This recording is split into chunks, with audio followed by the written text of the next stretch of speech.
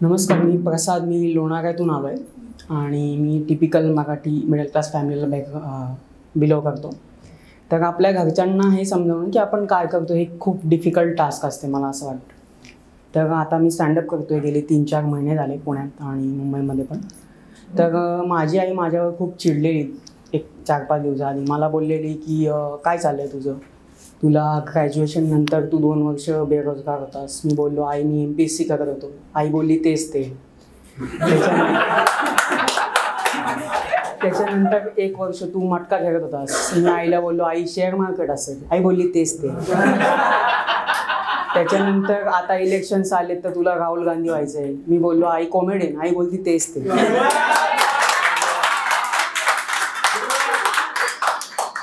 खूप डिफिकल्ट असा स्ट्रगल चालू आहे माझ्या आयुष्यामध्ये की माझ्या आयुष्यात म्हणजे BCom झालं. BCom केले कोणी तर BCom आहे. BCom 1-2-3 that's a disappointing. अशा आत नका वगैरे जाऊ, खूप डिसअपॉइंट. BComला कॉर्पोरेट वर्ल्डमध्ये तेवढीच इज्जत आहे जेवढी मुंबई इंडियन्सच्या फॅन्समध्ये हार्दिक पांड्याची. BComवाल्यांना जॉब भेटत नाही लवकर. तर मला पण जॉब भेटत नव्हता आणि माझा एक मित्र आहे त्याने MBA फायनान्स केलं, HR केलं MBA. सो त्याला मी अप्रोच केलं. हा खूप डेस्परेट आहे. पहिली गोष्ट HR लोक असतात म्हणजे मेल जे HR आहेत ते मुलींसाठी डेस्परेट असतात. तर ह्याला मी बोललो असं तर मी त्याला बोललो मला जॉबला रेफरल दे किंवा लाव तुझ्या इथे. तर तो बोलला ठीक आहे पण मला एका मुलीची सेटिंग लावून दे. आणि हा एवढा डेस्परेट आहे की महेश कोटारेचा घ्यायला घेऊन एक मूवी काढतात हापापलेला. तर त्याने लावलं मला जॉबला आणि फायनान्स कंपनीमध्ये मी एका वर्किंग आहे सध्या. तर खूप आणि ज्या व्यक्ती ह्याला कामाला घेतला होता त्या व्यक्ती मला माहिती होतं की कंपनी काय असणार आहे. कंपनीचं पण असं काय फिक्स नव्हतं. तर मी कामाला लागलो. त्यानंतर मी जेव्हा लागलो फर्स्ट वियर्ड गोष्ट अशी घडली माझ्यासोबत की माझे जे कलिग्स होते ते बोलले की आपले पिऊन जे ऑफिस बॉयज आणि आपला बॉस हे खूप गोड आहेत. तर मी खूप इनोसंट आहे. मला गोड या शब्दाचा अर्थच समजला नाही पहिले.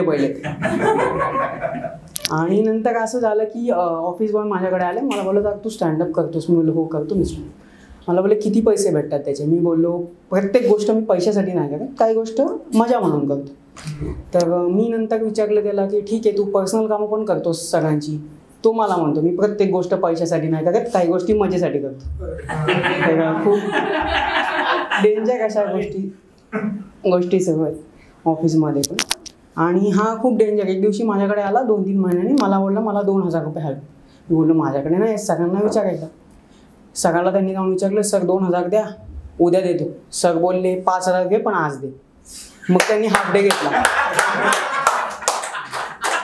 मला ॲक्च्युली गोड या शब्दाचा अर्थ लिटरली समजत नव्हता. पण कन्फर्म मला तेव्हा झालं जेव्हा हे दोघं फर्स्ट डे फर्स्ट शो बाई पण भागदेवा बघायला लागले. फर्स्ट डे फर्स्ट शो दोघंच. आणि मला BComची आधी एवढी लाज नव्हती वाटत खरंच. पण लास्ट 2 महिन्याआधी हा आमचा office boy externally BCom pass झाला. तेव्हापासून माझ्या मनात खूप गिल्ट आहे की मी BCom केले. आणि BCom जेव्हा केलं ना त्यांनी तर आमच्या सगळ्यांनी त्याचं मॉर्निंग मिटिंग माहिती आहे ना, कॉर्पोरेटमध्ये कोण असेल तर माहिती, मॉर्निंग मिटिंग असते. खूप कौतुक केलं याचं. खूप म्हणजे खूप कौतुक की हा खूप डेडिकेटेड आहे, डिसिप्लिन आहे, याच्याकडे विजन आहे, रिलायबल आहे, हार्डवर्किंग आहे, फलाना ढिंका आहे. ते पहिली गोष्ट ह्याच्याकडे विजन आहे. ह्याला हरवलेलं स्टेपलर सापडत नाही ऑफिसमध्ये 4 दिवसात. सर बोलले हा रिलायबल आणि हार्डवर्किंग. आता ह्याच्यावर फक्त सरच करू शकतो आणि हार्डवर्किंग हा किती आहे ते पण फक्त सगळ्यांनाच माहिती असू शकतं. त्याची हार्डवर्किंग आम्ही टेस्ट नाही करू शकतो. आणि सर बोलले की हा लाईट ऑफ इन्स्पिरेशन वगैरे आहे मुलांसाठी. ह्याचा डेव्हलप फोटो नेगेटिव्ह सारखा येतोय खरंच. आणि हा लाईट ऑफ इन्स्पिरेशन. तर खूप डिप्रेसिंग चाललंय आयुष्य त्याच्यामुळे माझं. हा सेकंड प्रॉब्लेम आहे माझ्या आयुष्यात. तर आमची कंपनी पण डेंजर आहे. आम्ही वुमन्स डे वगैरे नाही सेलिब्रेट करत. आमच्या ऑफिसमध्ये लेडीज नाही. 2 आहेत हे कन्सिडर नाही करू शकत पण त्यांना. तर आम्ही नो स्मोकिंग डे माहिती आहे कोणाला? नो स्मोकिंग डे असतो 13 मार्चला असतो समथिंग. तर आम्ही तो सेलिब्रेट करत होतो. तर हा माझ्याकडे आला. मला बोलला गांजा नको फुकत जाऊ, घर फुकून गांजा नाही चालत. म्हणजे हा असा चुत्या, हा एवढा चुत्या माणूस आहे की गांधीजींनी एक मुवमेंट केली होती, सायमन गो बॅक, माहिती आहे तुम्हाला?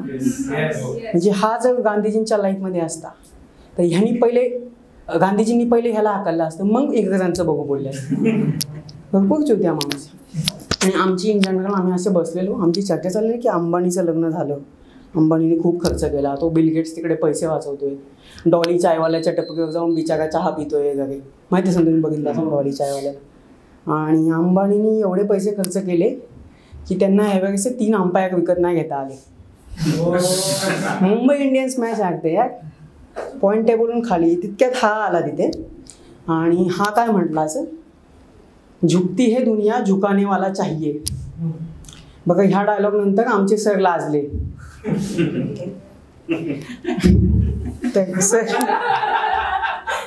बघा सर लाजल्यानंतर मग काय झालं, आमच्या कंपनीने ह्याला प्रमोट केलं, तर आमची कंपनी तशी ठीक आहे म्हणजे, तर त्याला प्रमोट केलं, ऑन रोल केलं, त्याला एक फॉर्म दिला आणि मी बघतो म्हणजे ॲडमिनिस्ट्रेशनचं वगैरे, तर मी याला एक फॉर्म दिला फिल करायला इन्शुरन्सशी रिलेटेड.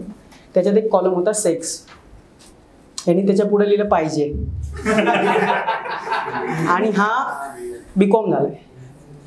बघा त्याला ओरिएंटेशनसाठी पाठवलं कंपनीने, तर मग सर मला बोलले तू खूप ॲडॅप्टिव्ह आहेस, तर याची सगळी कामं आता तुला करायला लागतील, तर त्याची कामं मला तर जमणार नाही. सो मी पण आमच्या HR ला मेल केला, कंसात लिहिलं मी झुकेगा नाही साला. Thank you so much, great audience.